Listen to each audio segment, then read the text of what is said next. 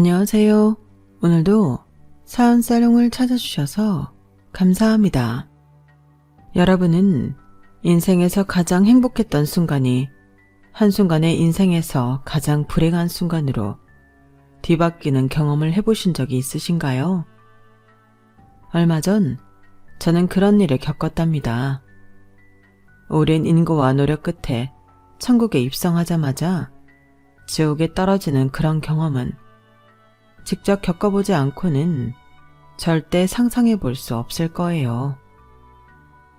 그동안 살아왔던 제 인생 전체가 거꾸로 뒤집혀버리는 것 같은 혼란스러움과 엄청난 괴로움이 닥쳤던 일이었거든요. 지금도 그 사건만 생각하면 저는 가슴 안쪽이 돌덩이로 차이는 것처럼 꽉 막힌 기분이 든답니다. 그 모든 일의 원흉은 바로 제 남편이었어요. 저희 부부는 그 사건 전만 해도 모두가 인정하는 천생연분 커플이었어요. 저는 남편과 대학 동기로 만났는데요. 대학교 시절부터 우리는 흔히들 말하는 캠퍼스 커플, CC였고 그 중에서도 구설수가 가장 많다는 과 CC였어요. 같은 과 동기 커플이었던 저희는 CC는 이루어지지 않는다는 많은 사람들의 말에도 불구하고 대학을 졸업할 때까지 예쁘게 잘만 사귀었어요. 남편이 군대를 갔을 때도 2년을 꼬박 고무신으로 지내며 남편을 기다려 주었죠. 그리고 대학을 졸업하자마자 결혼식을 올렸답니다.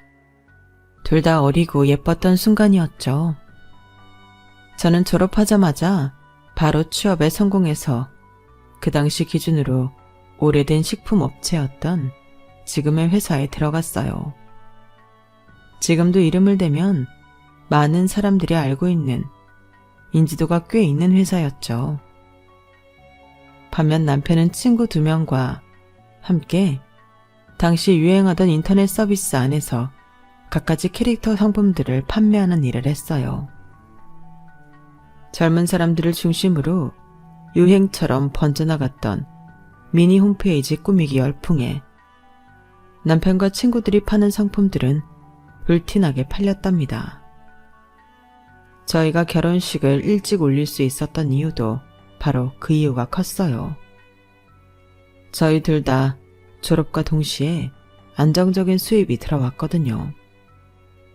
특히 남편의 사업은 다른 업체들과 협업도 하면서 그 규모가 커져갔고 나중에는 친구들과 아예 사무실을 통으로 써야 했을 정도로 일이 많아지게 되었죠.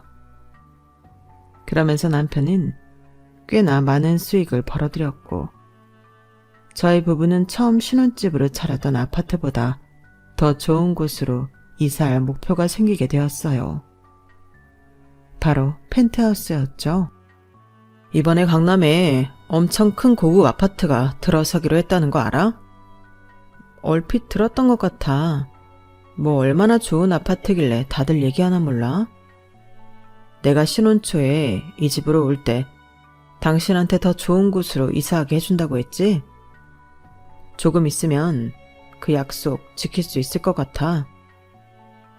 그게 무슨 말이야?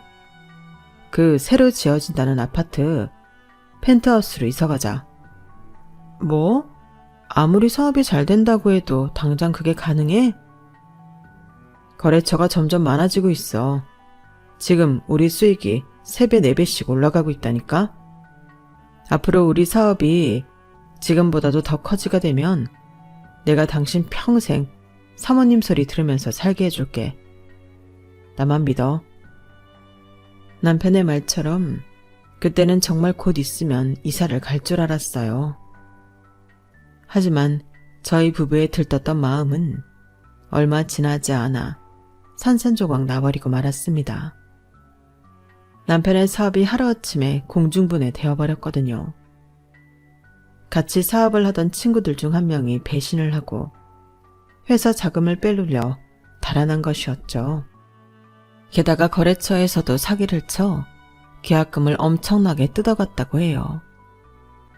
당장 업무 운영을 회복하느라 급급한 남편과 또 다른 동업자 친구에게 거래처 사람들이 몰려와 항의를 하고 미처 제대로 손볼 틈도 없이 회사는 완전히 주저앉게 된 것이었죠.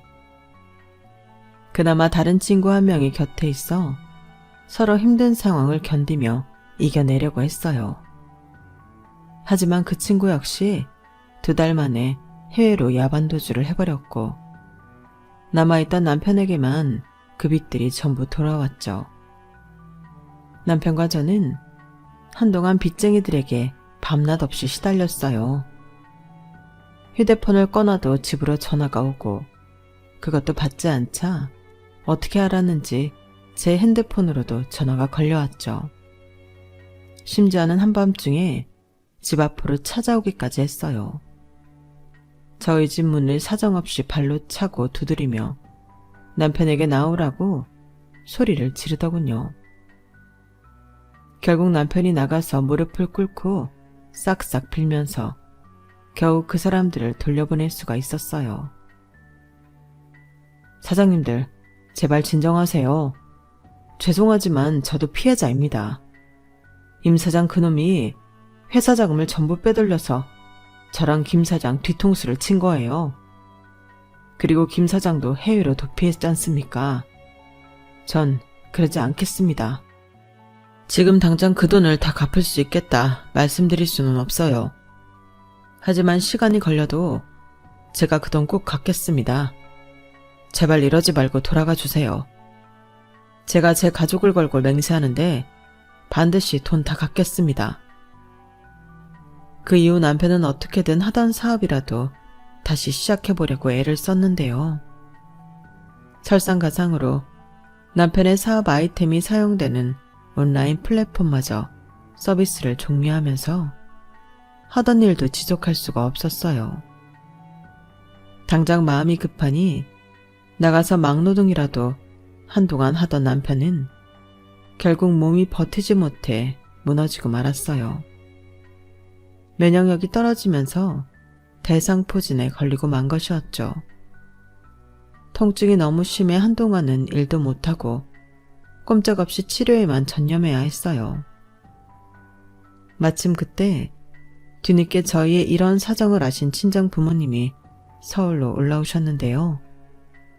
친정 부모님은 남편에게 안 좋은 소리는 못하시고 얼른 다시 건강해지라며 손등만 한동안 토닥여 주시다가 가셨어요. 그리고 저만 따로 불러 빚 갚고 치료비와 생활비로도 쓰라며 2억을 지원해 주셨습니다. 나중에 알고 보니 부모님이 가지고 계시던 땅을 팔아서 지원해 주신 거였더군요. 남편 앞에서 티를 내진 않았지만 그 돈을 받고 저도 한동안 눈물을 흘렸네요. 친정 부모님의 지원 덕에 저희는 겨우 급한 불은 끌 수가 있었어요. 갑자기 제가 억대 금액을 들고 와 상황을 정리하자 눈치 빠른 남편은 그 돈이 친정 부모님이 주셨다는 걸 알아채고 굉장히 괴로워했어요.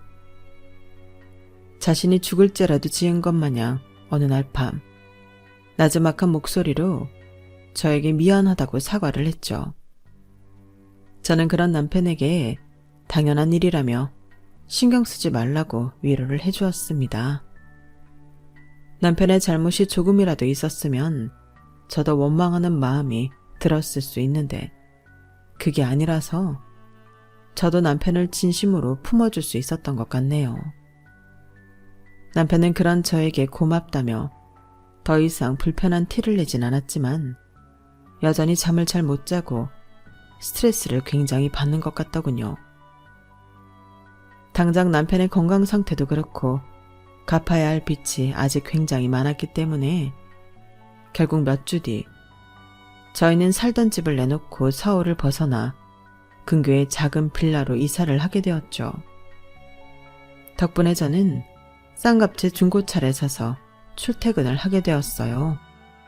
이 모든 사달이 나기 전에는 자녀 계획도 세우던 우리였는데 불과 1, 2년 만에 인생이 뒤집혀버리니 솔직히 저도 사람인지라 속으로는 좌절감이 없었던 건 아니었어요. 하지만 남편은 저보다도 훨씬 그 좌절감이 말로 다 못할 정도였을 겁니다. 게다가 가장 친한 친구라고 믿었던 사람에게 배신당해 이 상황이 되었다는 게 남편을 괴롭게 하는 듯 했죠. 남편은 한동안 집 밖으로는 잘 나오지도 못했어요. 가정주부 노릇을 하긴 했지만 항상 기가 죽어 있었죠. 또 하루 종일 뭐 안 먹었어? 아니야, 어제 남은 카레 좀 먹었어. 피곤하지? 얼른 씻고 와. 김치찌개 끓여놨어. 당신 혼자 집에 있을 때도 잘 챙겨 먹으라니까. 용돈도 줬는데 배달이라도 시켜 먹지.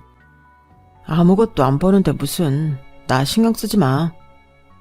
하지만 저는 저대로 가정 노릇을 하느라, 회사에서 고군분투하느라 남편에게 더 많이 신경 써줄 여력이 없었어요.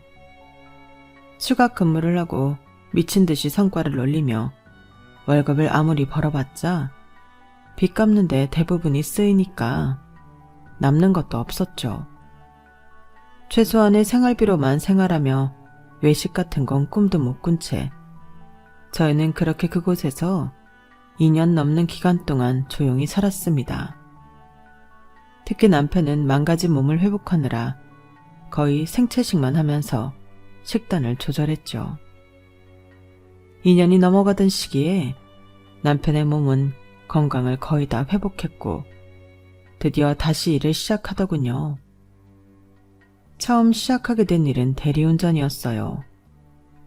저는 처음에는 남편의 몸이 버티지 못할까봐 걱정이 이만저만이 아니었는데 남편의 말로는 똑같이 몸을 쓰긴 하지만 막노동보단 훨씬 낫다고 해서 말리기를 멈추었죠. 좋은 고객들만 만나면 그날은 힘든 게 별로 없다고 하니까요. 그러더니 얼마 뒤에는 낮에도 일을 구해 건물 관리직으로 일을 했어요. 남편은 자기가 그래도 아직 젊어서 일들이 구해지는 게 다행이라며 저에게 긍정적으로 말을 하더라고요. 저는 남편이 다시 기운을 차린 것이 엄청난 발전이라고 생각했고 지난 과거의 아픔에 빠져있는 것보다 훨씬 다행이라고 느껴졌죠. 그래서 남편을 응원해주며 혹시나 몸에 무리가 갈까봐 항상 건강식을 챙겨줬어요. 마늘즙이니 도라지니 하는 것들을 늘 끊이지 않게 두면서요. 남편이 일을 시작하자 확실히 생활이 훨씬 좋아지더군요. 4년 정도 그렇게 둘이 같이 돈을 버니 빚도 전보단 줄어들었고요. 몇 년 동안 성실하게 채무를 이행한 남편을 보고 몇몇 빚쟁이들이 고생한다며 일부 빚을 탕감해주기도 했어요. 하던 돈벌이를 지속해야 하는 건 변함이 없었지만 그래도 남편의 진심을 알아준 사장님들 덕에 남편과 저는 눈물을 훔쳐가며 감사해 했어요. 너무 다행이야. 당신 그동안 너무 고생 많았어. 사장님들이 당신의 진심을 알아봐 주셔서 너무 다행이야. 고마워. 이게 다 당신 덕이야. 당신 아니었으면 난 다시 일을 시작할 수도 없었을 거야. 아니야. 당신 건강한 것만으로도 나는 감사해. 그동안 당신 나 뒷바라지 해주느라 너무 고생 많았어. 내가 앞으로도 쉬지 않고 일해서 빚도 다 갚고 당신 고생시키지 않을게. 조금만 더 기다려줘. 예전에 우리 펜트하우스 가기로 했던 거 기억나? 됐어. 깨끗하고 조금 더 넓은 곳으로 이사할 생각만 하자 지금은. 아니야. 내가 다 계획이 있어. 예전에 돈이 많았을 때는 별 생각 없이 펜트하우스가 좋다고 하니까 들어가보자 싶은 마음이었는데 지금은 아니야. 난 꼭 거길 들어가야겠어. 기대해. 그렇게 저에게 미래를 약속한 남편은 얼마 뒤 새로운 사업을 시작할 계획을 세우기 시작했어요. 저는 그 모습을 보며 솔직히 불안했죠. 또다시 사업에 실패하게 된다면 그땐 지금까지 고생했던 것들도 전부 물거품이 될 것 같았으니까요. 하지만 남편은 이번엔 절대 망하지 않는 사업을 하겠다면서 주말마다 작은 방에 틀어박혀서 뭔가를 열심히 하더군요. 이번에는 누구도 믿지 않고 혼자서 모든 걸 하겠다면서 말이에요. 진지한 남편의 태도에 결국 저도 뜻대로 하라고 내버려 두었고, 몇 달 뒤 남편은 사업 계획서를 들고 투자를 받으러 다니기 시작했어요. 하지만 1년 넘도록 좋은 소식은 들려오지 않았죠. 반면 그 사이 저는 수입이 좀 더 늘게 되었어요. 다니던 회사에서 새로 신설된 개발팀 업무를 맡게 되었는데 그 일이 저에게는 의외로 너무 잘 맞더군요. 예상외로 좋은 결과가 나오니 월급도 조금 더 오르게 되었고 성과급도 꽤 받게 되었어요. 일시적으로 목돈이 생기니 이 돈을 어떻게 써야 하나 고민이 되었죠. 남편에게 이 사실을 알려 함께 고민하려다가 저는 좋은 아이디어가 생겼는데요. 그건 바로 남편의 사업에 투자하기로 한 것이었습니다. 다만 예전에 친정집에서 도움을 받았을 때 남편이 한동안 불편해했던 것이 기억나 제 정체를 숨기고 투자를 했어요.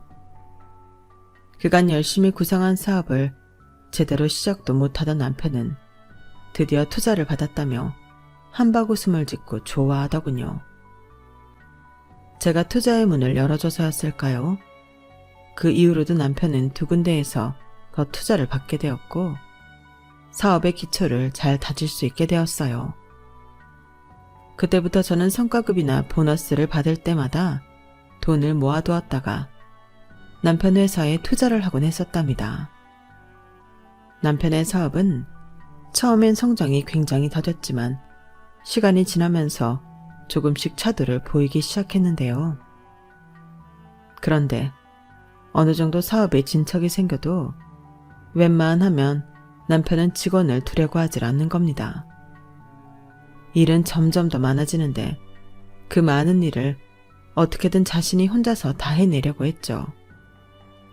저는 그러다가 남편의 건강이 또 악화될까봐 쉬어가면서 하라고 말려보았는데 도통 말을 듣지 않았죠. 남편의 사업은 카드 결제, 온라인 결제와 관련된 사업이었는데 아무래도 잘못되면 큰일이 나는 예민한 일이다 보니까 남편 혼자서 감당하기엔 어려웠거든요. 여보, 좀 쉬어가면서 해. 그러다 당신 면역력 떨어져서 또 아프면 어쩌려고 그래.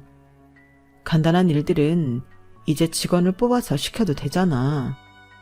간단한 일이 어딨어. 아직 다른 사람을 고용하기엔 일러. 중요한 일을 남의 손에 맡길 순 없잖아. 내가 알아서 내 몸 관리하고 있으니까 걱정 마.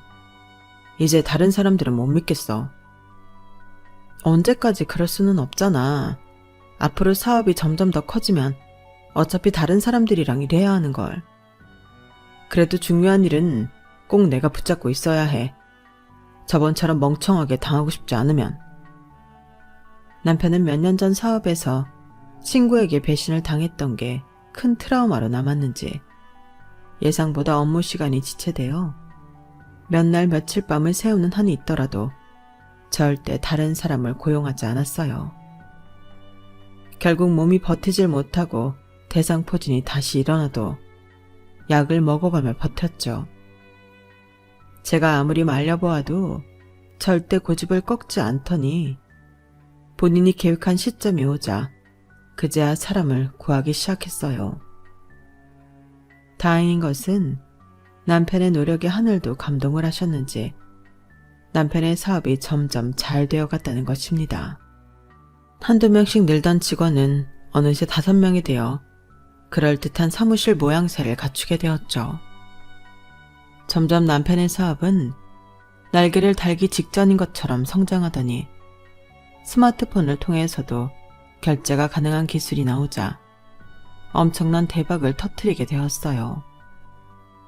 남편의 회사엔 일이 끊이질 않았고 점점 더 전문 지식을 가진 직원들이 늘어나게 되면서 사업을 크게 확장하기도 했죠. 남편의 수입은 한순간에 고공행진을 하게 되었어요. 그리고 그제서야 저희 부부는 그간 저희의 발목을 잡고 있었던 빚을 전부 갚게 되었답니다. 무려 10년 만이었죠. 그날 저희는 하던 일도 그만두고 회사를 나왔어요. 지난 10년 동안에 힘들었던 과거가 전부 떠오르면서 도저히 일을 할 수 없을 만큼 눈물이 났기 때문이에요. 집에 도착하니 남편 역시 마찬가지였죠. 저희는 서로 얼싸안고 울면서 그동안 고생 많았다며 서로를 위로했습니다. 도저히 끝나지 않을 것 같던 긴 어둠 끝에서 빠져나온 기쁨은 이루 말할 수 없는 기분이었죠. 하지만 그 기쁨은 얼마 가지 않았어요. 기쁨이 채 가시기도 전에 저희 부모님을 보내드려야 했기 때문이었죠. 하늘도 참 무심하시지. 저희가 이제야 드디어 부모님께 효도도 드리고 즐거운 시간을 보낼 수 있는 여유가 생기자마자 사고가 터지게 된 겁니다. 원래 저희 부모님이 주말이면 함께 차를 타고 근교로 나가셔서 커피도 마시고 주변 산책도 하고 돌아오시곤 했는데 그날도 그렇게 즐거운 시간을 보내고 오는 길에 교통사고가 난 것이었어요. 저희 부모님은 두 분 다 그 자리에서 돌아가셨고 장례식장에 도착한 저는 하염없이 눈물을 흘리는 것 외엔 아무것도 할 수 없었어요. 엄마, 아빠, 이렇게 가버리면 어떡해. 내가 그동안 나 살기 바빠서 효도 한번 제대로 해드리지도 못했는데 이제야 좀 빛을 보게 되어서 엄마 아빠한테 잘해드리려고 했는데 이렇게 빨리 가버리면 어떡해. 내가 미안해. 내가 조금 더 일찍 제기해서 장인어른 장모님 잘 챙겨 들었어야 했는데 당신 잘못 없어. 자책하지 마. 아니야. 당신 잘못 아니야. 그냥 내가 마음이 아파서. 남편은 그런 저를 안아주면서 제가 울음을 그칠 때까지 위로해 주었어요. 뒤늦게 도착한 남동생도 저와 함께 눈물을 흘리며 오열했죠. 남동생도 자기가 해준 것이 없다며 후회 가득한 울음을 토해냈고 첫날은 저희 가족 모두 슬퍼하느라 정신없이 보낸 것 같네요. 이튿날부터 겨우 정신을 차린 저희는 그제서야 다른 조문객들께 인사를 드릴 수 있었어요. 다들 저희 부모님의 갑작스러운 부고에 함께 가슴 아파해 주셨고 저희를 따뜻하게 위로해 주셨죠.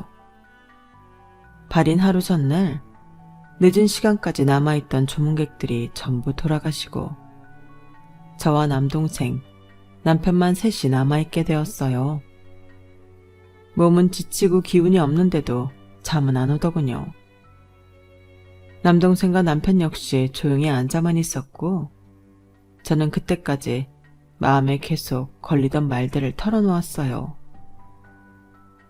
엄마, 아빠 계속 그렇게 낡은 차 타고 다니게 되면 안 됐었는데 두 분 연세도 있는데 경차만 끌고 다니시는 게 안 그래도 항상 불안했었거든. 그게 자꾸 마음에 걸리네. 할 수만 있었다면 큰 차로 바꿔드리고 싶었는데. 아니야. 경찰서에서도 보험사에서도 그랬잖아. 큰 차였어도 생존 확률 낮았다고. 누나 탓 아니야. 그리고 그런 건 내가 했었어야 맞지. 누나는 아빠 백내장 수술비도 해드리고 엄마 치료비도 다 해드렸었잖아. 차는 내가 바꿔드렸어야 했는데. 잠깐만. 처남, 방금 뭐라고 했어? 매형 모르셨어요? 누나가 엄마랑 아빠 아플 때마다 병원비 대줬었던 거? 남편 사업 초기에는 여윳돈이 생길 때마다 남편 사업에 투자를 했었지만 부모님이 편찮으시면 저는 그 돈을 부모님 병원비로 드렸어요. 전부터 보너스나 성과급으로 나오는 여윳돈에 대해서는 남편에게 말을 안 하고 투자하던 게 습관이 되어서 그런지 부모님 치료비 드리는 것도 별 생각 없이 남편에게 말을 안 하고 있었어요. 하지만 그걸 말하지 않은 게 저는 별로 대수롭지 않은 일이라고 생각했는데 남편은 아니었나 봅니다. 갑자기 저에게 잠깐 나가서 얘기하자고 하더군요.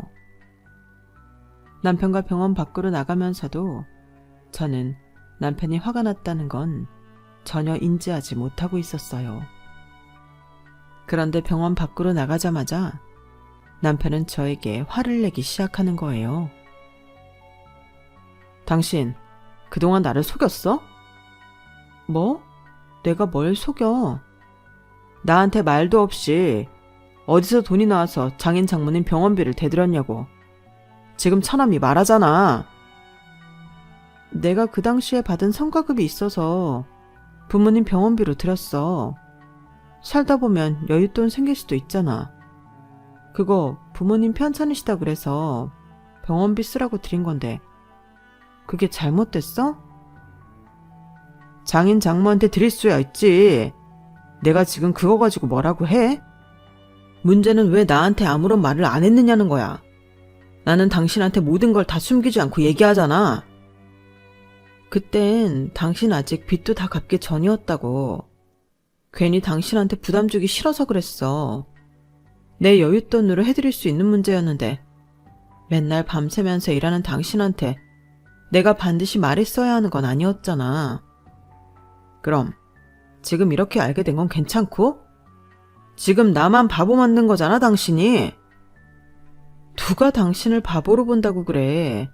그게 무슨 말도 안 되는 소리야. 당신이 처음부터 나한테 거짓말을 안 했으면 됐잖아. 이거 말고 나한테 숨기는 거 있어? 내가 언제 당신한테 거짓말을 했냐고. 진짜 이해가 안 된다. 지금 이게 나한테 화낼 일이야? 그럼 아내가 여태 거짓말을 했는데 화가 안 나?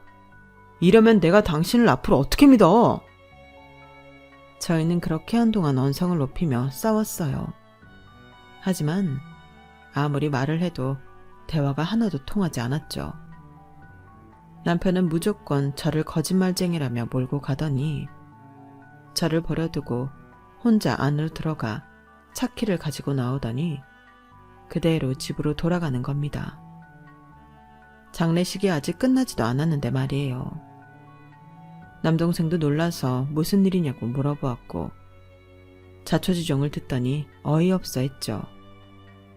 그때까지만 해도 저희는 다음 날이 되면 남편이 돌아올 줄 알았어요.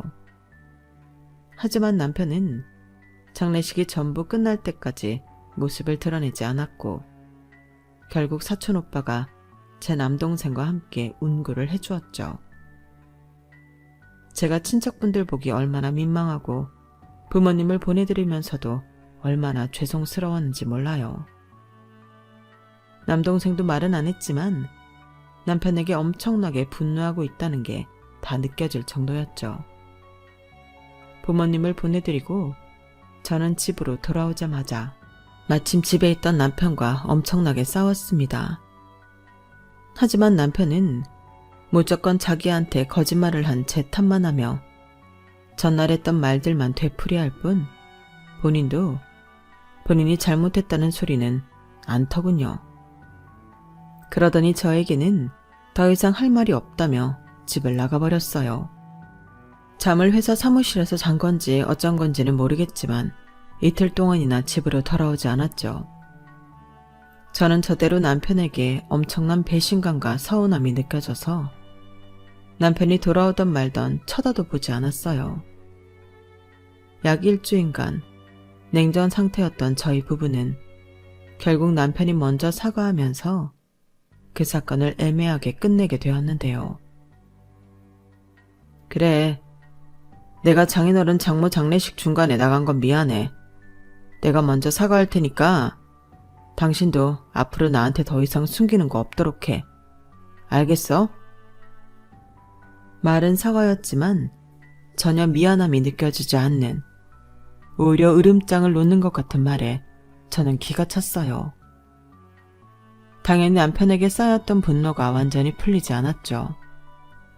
하지만 남편은 그 이후로 그날의 일 자체를 언급하지 않고 다시 일에 매진했고 저 역시 그런 남편을 외면하며 회사 일에 집중하면서 저희 사이의 감정의 골은 그대로 방치되었습니다.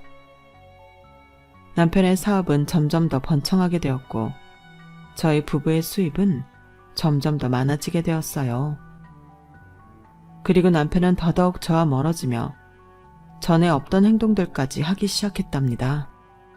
일 중독처럼 일만 하는 건 물론이고 예전처럼 저에게 애정어린 행동을 하지 않는 건 일도 아니었어요. 저에게 아무런 연락도 없이 새벽에 들어오거나 아예 집에 안 들어오는 날도 점점 생겨나기 시작했죠. 심지어 사업을 하며 만난 몇몇 거래처 사람들과 여자가 있는 술자리도 가는 것 같더라고요. 한두 번 그런 정황이 포착되어 제대로 알아보니 빼도 박도 못하는 증거가 수도 없이 나오더군요. 처음에는 속에서 천불이 나는 것 같았지만 사업하다 보면 그럴 수도 있겠다고 생각하며 참았어요. 그나마 외도의 상대가 특전대 한 명이 아니었기에 그렇게라도 넘어갈 수 있었죠.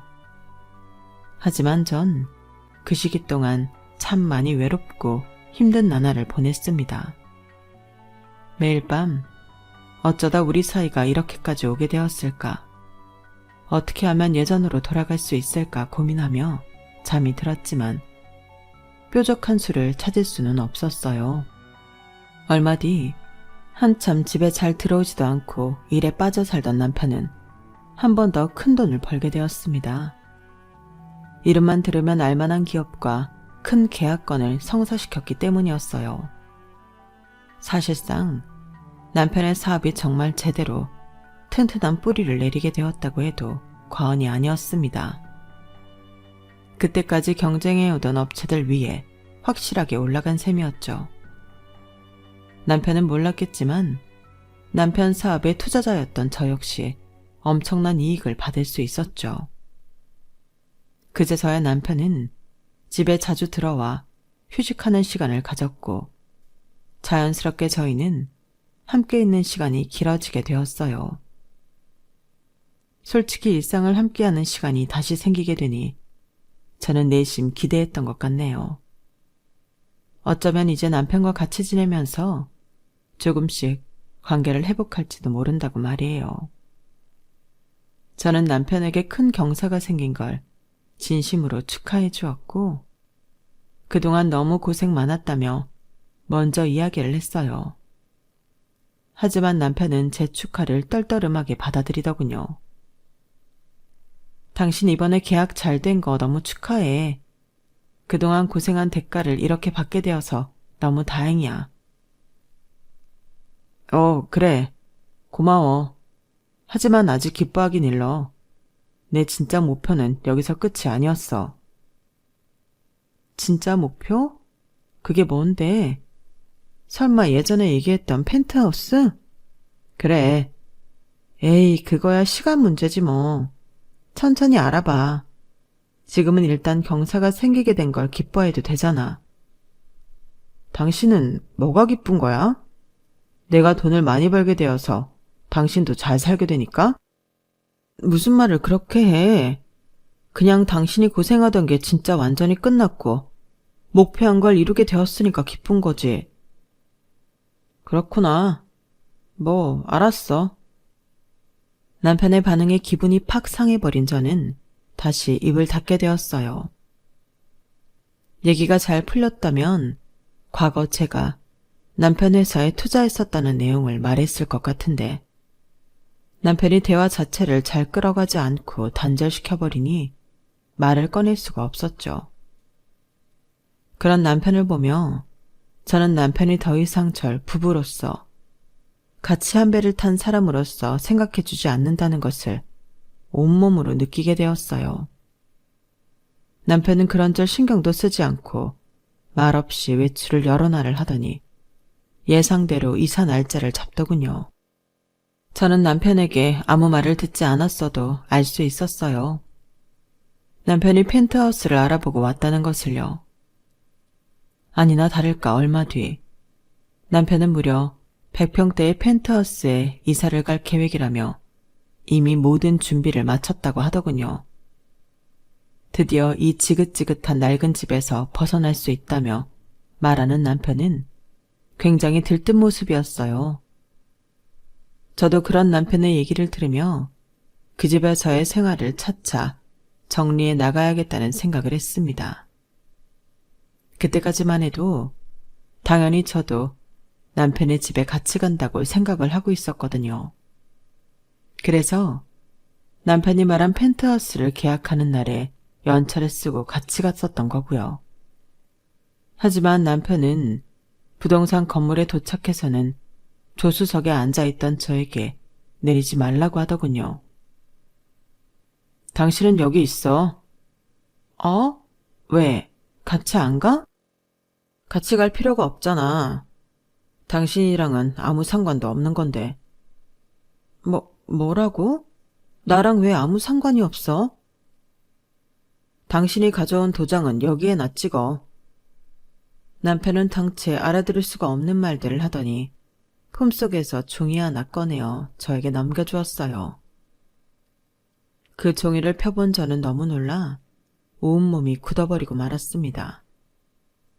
아무리 우리 사이가 예전만 못하다고 해도 이 사람이 저에게 이혼장을 내밀 줄은 꿈에도 몰랐거든요. 눈으로 보고도 믿을 수 없어서 남편에게 이게 뭐냐고 바보같이 물어보았죠. 그러자 남편은 어이없다는 듯이 웃으며 이렇게 말하는 것이었어요. 참나. 그럼 내가 뼈 빠지게 일해서 번 돈을 당신하고 나눠 가질 줄 알았어? 그 피 같은 내 돈을? 당신도 참 뻔뻔하다. 당신이 예전부터 나랑 같이 펜트하우스 가자고 그렇게 호언장담을 했었잖아. 근데 이제 와서 나만 빼놓고 펜트하우스에 들어가겠다는 거야?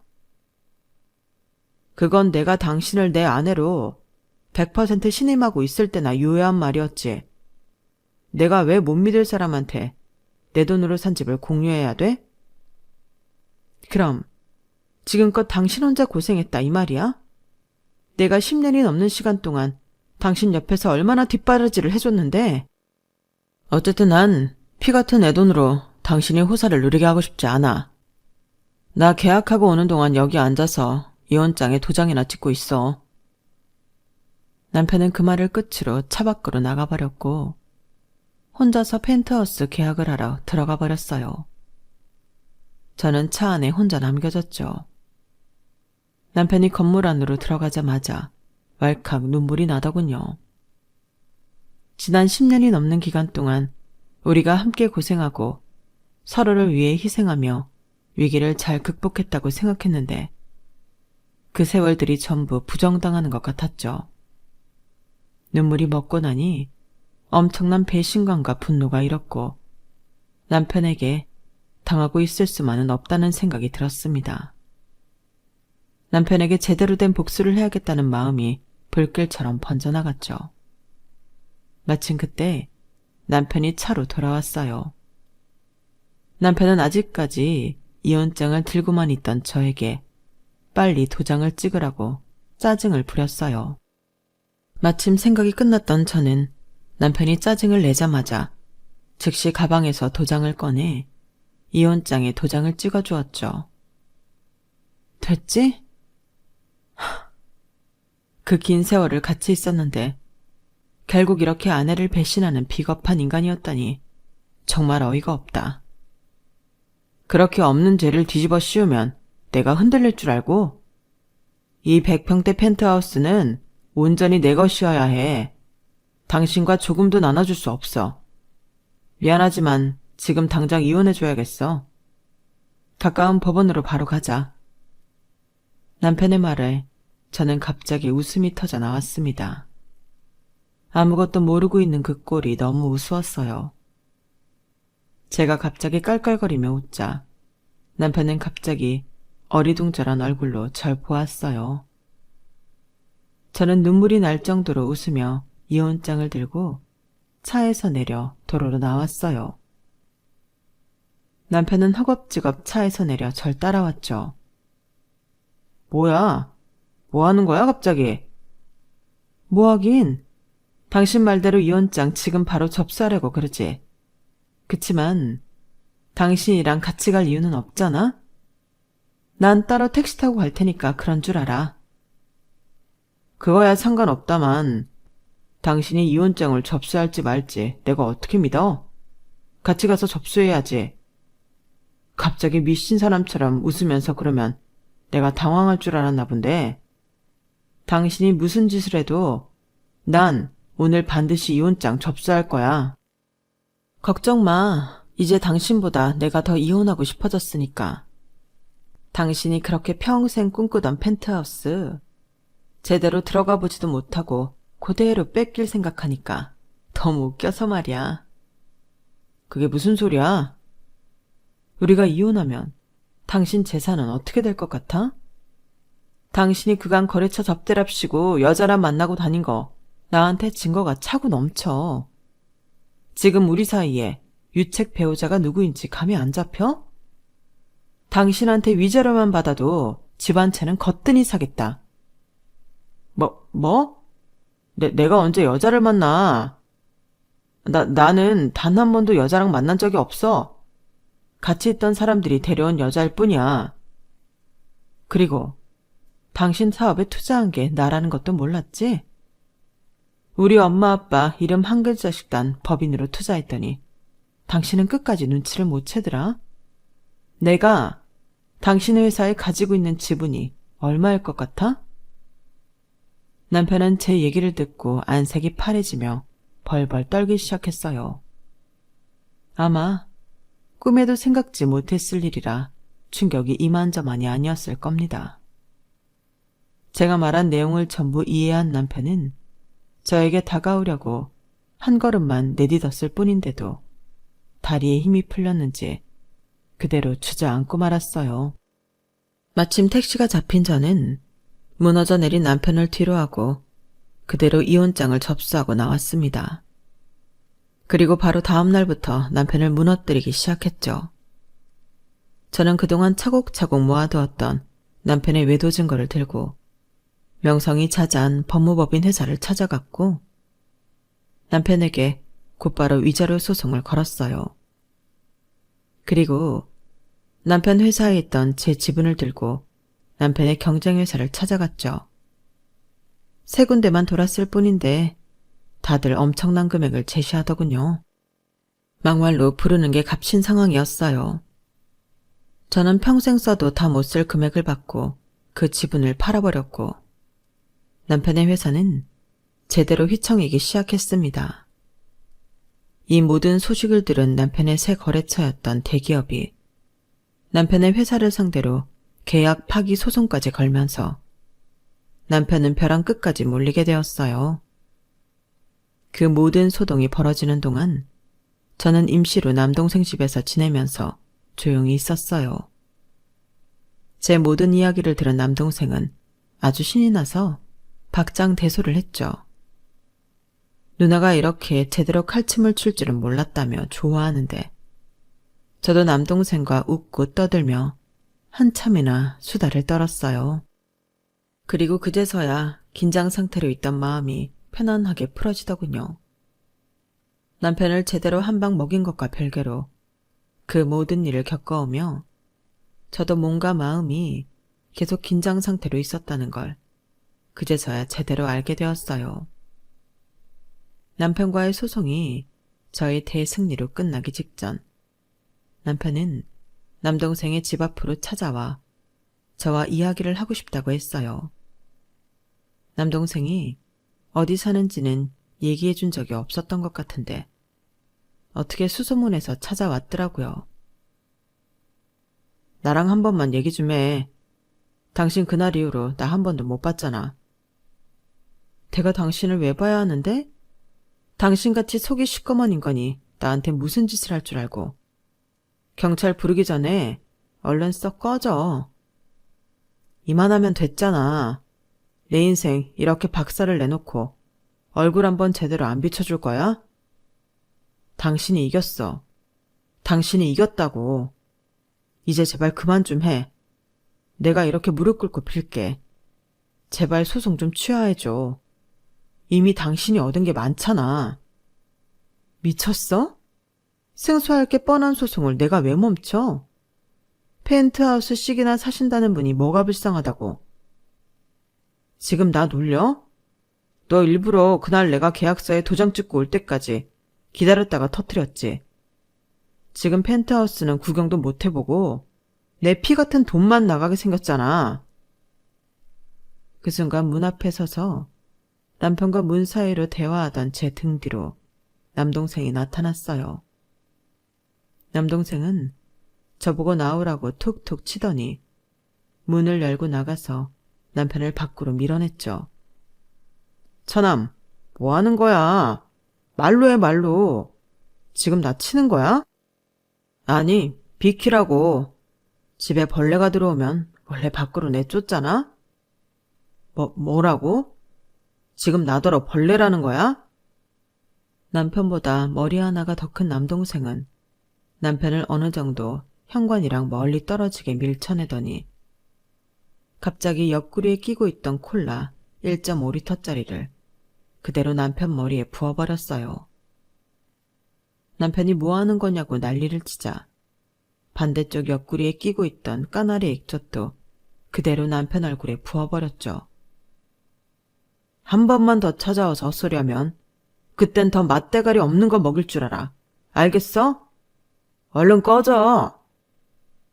남편은 끈적끈적한 콜라와 냄새나는 까나리 액젓을 온몸에 두른 채로 씩씩거리다가 별다른 행동도 못하고 집으로 돌아갔어요. 그리고 2번 다시 저희를 찾아오지 않았죠.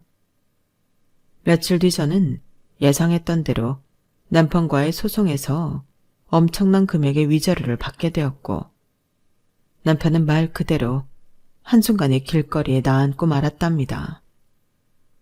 저는 절 도와준 남동생에게도 작은 집 한 채를 해주었고 저는 다니던 회사 근처에 집을 구해 살게 되었어요.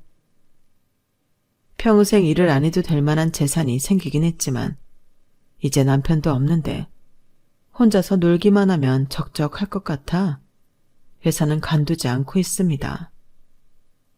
그리고 제가 하던 일이 저랑 잘 맞아서 재미있기도 했거든요.